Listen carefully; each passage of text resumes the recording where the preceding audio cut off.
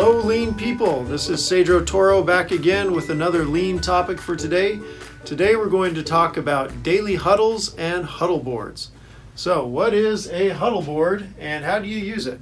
Some people call this your morning stand-up or your pass-down between shifts. Basically, if you're getting your team together for a quick morning stand-up meeting to talk about how things are going to go for the day, this is what a huddle board is used for. I'm going to tell you 4 key ingredients that you need to have on your huddle board that'll make it more successful and more effective for you and your team. The first thing you have on your huddle board is your Kpis, key performance indicators. For example, throughput is a really common KPI. You should have a chart on your huddle board that is showing whatever metric or KPI you want to track over time so that you can see if you're trending up, down, or just remaining flat. The other key thing to have with your KPI on your huddle board is to make sure you've got a goal. So if you've got a metric that you're tracking but there's no goal associated with it, that's a problem. You don't know whether you're winning or losing.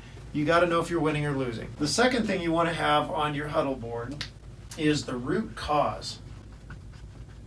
What I mean by this is anytime you miss that goal up above, right here, you want to drop the reason down below and you're going to create a Pareto. So in this case we missed throughput because of equipment downtime. So we're going to write this piece of equipment went down. Every time it goes down, we're going to mark that on our Pareto, and then we'll write down a few more reasons and we'll slowly start to keep track over time. What are the primary root causes that are affecting our ability to hit our metric? Once you have these 2 components on your huddle board, you're in a really good spot. You at least know on a regular basis whether you're winning or losing. But you're not done yet. There's 2 more things you need to do. Now you need to turn this into action, okay? You're going to get all of your employees' ideas from this root cause analysis, and you're going to turn those into action plans or Kaizen events. I like to organize all of those into ideas. Try that again here. Ideas, to do, doing, and done. So what you're going to do is you're going to have a stack of sticky notes right here on your huddle board. You're going to grab those sticky notes, and everybody who has an idea is going to put it up here under ideas. Now you can customize those sticky notes to have things on them like who submitted it, when they submitted it, when you expect it done by, who's going to actually do the work, is that you or someone outside of the organization that needs to provide support on that. But all you really need to get started today is just some sticky notes. Once you have a bunch of ideas, your team in your morning huddle should discuss those ideas and say, hey, this is our top reason for missing our throughput. Here's a couple of ideas we have around that. Which ones do you think we can actually get done today or this week? Those are going to move over to your to-do, and this is where you form a little queue, a little backlog of things that you're going to work on. Once you have some bandwidth, or you give your team, so let's say half hour a day to do process improvement, you're going to take those ideas that you thought you had in your queue that were good ideas, and you're going to move those over to the doing, go work on them, and then when they're done, you just move them right over here to done. And this is where you're going to keep a big pile of all the projects you've completed, all the Kaizen events you've done, the little quick wins, anything that your employees are doing, no matter how small, you want to look at that, keep track of it, and then celebrate it. And that is the last step. You want to reward and celebrate your success. These ideas, they came from people. How did the work get done? They came from your people. So you need to make sure your people know how much you appreciate the hard work they're putting into improving their process. So in this section, what I like to do is create little cards that have the person's name on it.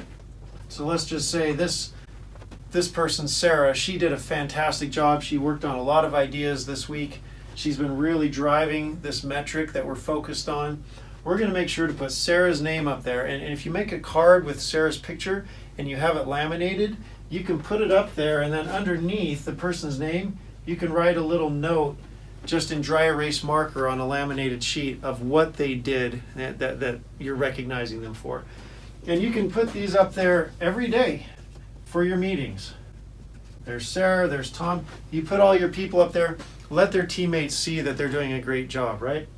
And then you pull them down, once a week and replace them with whoever's working on the projects for that next week. This portion will be the engine. It'll be the fuel that drives the success of your team's engagement in this process improvement process. Because if you just go back to your team and say, hey, we're going to try and drive this metric, that kind of feels like work. Oh, we got to really hit this number. Okay, why? That helps the company. That's great. How does it help me? But if you say, guys, all we're trying to do is understand what is the problem that is keeping us from hitting the metric and what can we do about it? And then say, wow, these people already solved a bunch of problems. That's going to change the conversation to where the energy level will come up and your team will be like, yeah, we can solve these problems. We do understand what's bothering us and preventing us from hitting our goal. And that really, this process right here just fuels itself. It just goes around and around where every time someone's recognized, they want to look at this and come up with another idea and do it again. Huddle boards can have lots of information on them, right? You can put people's attendance on there. You can put your 5S score. There's lots of data that can go into a huddle board. But if you're just starting your huddles, your daily huddles for the first time, and you want the bare minimum to get going, this is it. If you start off with a whiteboard on the floor with these 4 things, and you stand up with your team every day for 10 minutes and go through this process, you're going to be wildly successful at eliminating waste and process variation and getting good results.